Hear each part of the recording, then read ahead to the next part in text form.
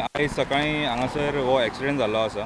Okay, एक गाय आसा आनी तिचें वासरू आसा. ओके, अशें दिसता की तांकां गाडी मारून ऑलरेडी गेल्ली आसा. ओके, सो आतां प्रश्न असो आसा की ही आमी जी गोरवां म्हणटा, ही जी रस्त्यार आसा, ही कोणाची कितें आमकां कांय खबर ना. सो कोणें तरी हें गव्हर्मेंटा कडेन जायना जाल्यार आमी करूंक जाय. ओके, लोकांनी फुडें येवन करूंक जाय. पयलीं हांकां गोटे आसले. ओके, आतां हांकां गोटे ना. आतां ही रस्त्यार रावता, कितें खाता? प्लास्टीक खातात.